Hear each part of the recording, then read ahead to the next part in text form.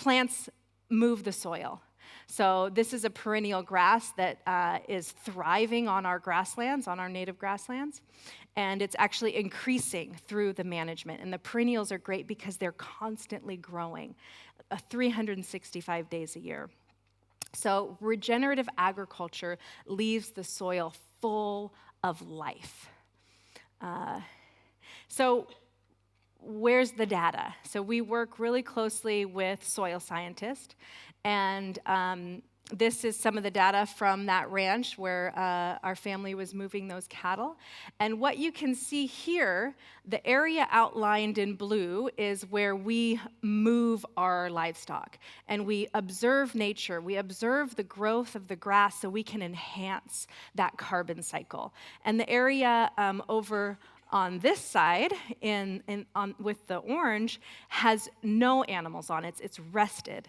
And the area up to the north, outlined in green, is managed conventionally. So the animals are put out and they're not moved. So they might be overgrazing some plants, and some plants they don't graze at all. So what are the results? Well, the area that we manage has impressive amount of carbon sequestration. The area that's not grazed by cattle has a loss of carbon. The area that's grazed conventionally, where the animals aren't moved with regenerative agriculture, has a loss of carbon. And this is the same ranch, just different types of management. And so much carbon that on that ranch that we manage, that if only 10% of California's rangeland were to sequester that much carbon, it would be equivalent to taking off 2 million cars off the road for 1 year. So, and the studies are that if just 0.4% of carbon is gained annually on the global agricultural soils, that would halt human-caused emissions. That would solve our current climate process. I mean, it's going to take so many different things, and of course, some of us are going to be storing more carbon than others, but just 0.4%. Some of these points are 35% gain in soil carbon, and these soils are just continually sequestering carbon.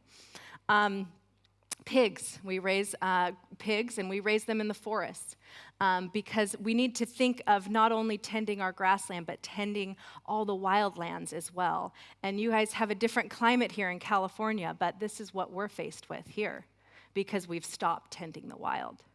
And the indigenous people of California, they intuitively kept the forest open underneath, and because they depended on it for their survival.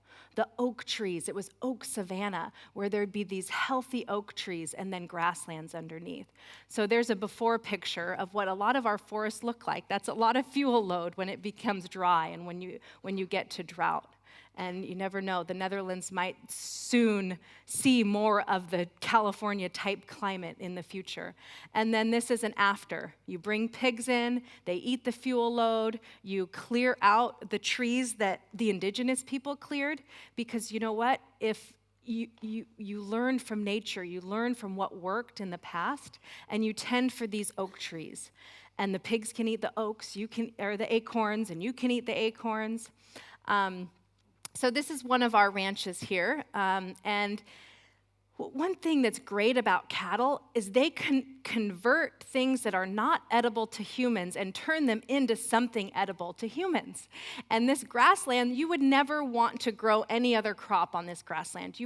It would just be awful to grow anything other than livestock here. And this is owned by the largest private landowner in California, and we work with all the environmental groups, conservation groups, and they actively seek out cattle, right? So why are we vilifying cattle when conservation and science is saying cattle, when managed properly, increase biodiversity, they increase carbon in the soil, and they also provide habitat for these grassland birds by keeping the grasslands open. So the keys to regenerative agriculture. Green living plants, 365 days a year for that solar collection. Minimal tillage, keep the soil covered. You know, the great thing to do for your farmers is to bring in workshops and presenters that are pioneering no-till agriculture systems. Stop tilling the soil. You know, bring in some more innovation. Diversity above and below ground. Diversity above ground leads to diversity below ground. Aim for healthy soil. No chemicals, because the chemicals kill the mycorrhizal fungi, which are also key to the exchange of carbon. And integration of animals. That one is also key. So here's a little video, and I work some with Patagonia, and they've just recently shifted their mission, and their mission is to save our home planet. And regenerative agriculture for them is the new trend, and so they are embracing it. My name's Doniga Markegard. We are a family-owned regenerative ranch. We do all the work ourselves. There's things that need to get done, cattle that need to be moved, pigs that need to be fed, moving the chicken shelters or fixing a repair. Nobody else is gonna go out there and do the dirty work. It's up to us. That was fun getting pressure washed. So, what movements are in your burger? Right? Above is the Impossible Burger Factory, which is just right over the hill. We're right over the hill from Silicon Valley. And then as the crow flies, not too far, is our regenerative ranch, where we're out there with our family on horseback. And we do all our work on horseback or on foot. And we're moving the animals, and we're building the soil. We're enhancing habitat. You know, how do we want our future to be? How do we want our future farmers to look like? Do we want them wearing lab coats, or do we want them out in touch with nature, observing nature and the seasons and the flows? You know, it's up to us. You know, we need to take action. And because Impossible Burger represents industrial agriculture. And industrial agriculture only feeds 30% of the world's population while using 80% of the world's resources, while smallholder and regenerative peasant farmers feed 70% of the world population while using 20% of the world's resources. And we also need to look at indigenous cultures, because there's still 22% of the Earth's land surface that's indigenous territory, and that holds 80% of the world's biodiversity. So we need to take in the best knowledge from our ancestors, combined with regenerative new technologies of no-till, of mimicking nature to produce food, to get us out of this climate crisis. And we need to stop fighting about, you know, who's vegan and who's not vegan, because you know what? I have plenty of vegans coming to my farmer's market and coming around the back getting bone broth because they just can't, they can't function with the lack of protein that they're getting. So, and plenty of them too that are vegans who eat bacon. So, you know, we need to just work together and figure out any solution that works to solve this crisis that we're in. So what can you do? What are some things that you can do? You can build your own personal soil, and that's in your own backyard. Grow some of your own food. And that also, being in touch with the soil helps to build your own gut microbiome as well. So help to draw down that carbon by growing more food and building your soil. Purchase from soil-savvy farmers. Get to know your farmers. Adventure to the source of the food to engage with the stewards of the land. And this is just this last summer in Montana. I was working with the women in ranching. We call ourselves ranchers, not farmers, or cowboys, cowgirls. And so we sat on this ranch, 100,000 acres, and in the middle of the wilderness.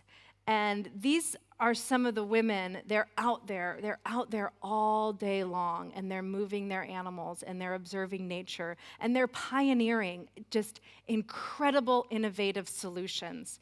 They're pioneering solutions to the livestock and predator conflict. And this is something that the Netherlands is going to be dealing with, because I was in Germany when tracking the wolves when they were first coming in. And now it's happening in the Netherlands too. And guess what? It is. It's mimicking the same thing that helps build the soil, also helps reduce the risk of livestock and predator conflict, keeping the animals bunched up and moving, because wild animals have their own mechanisms for protecting themselves. And these ranchers are also working with large airline companies to offset the airline's carbon footprint in the soil on these ranch lands. So it's those cattle that are helping to sequester that carbon, and the airline companies and other companies are purchasing those credits. And then we need to act for the future generations. That's my daughter Quill there, and she's sort of like me, a rebel, and I can see the passion in her face, and I am just so touched and moved that now, instead of her going and running away, she has a movement.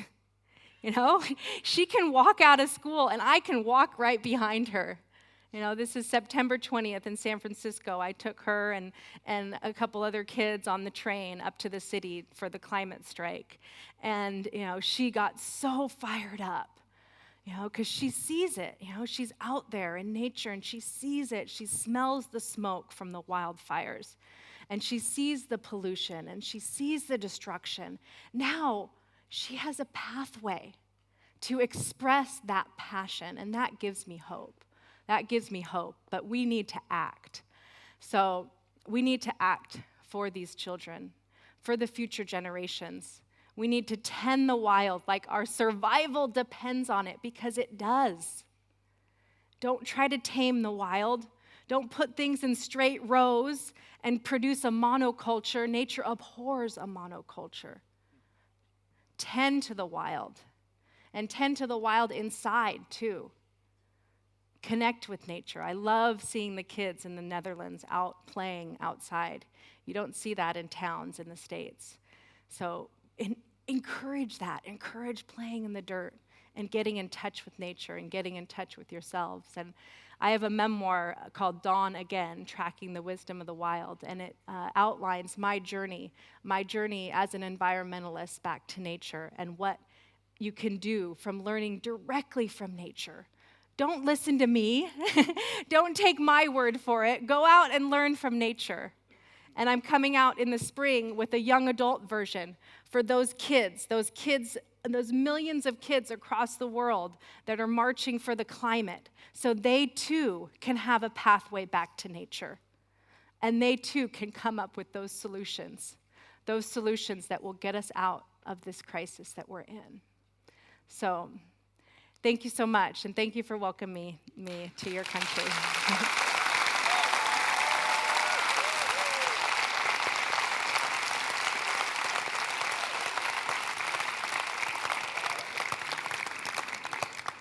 Not bad. Thank you.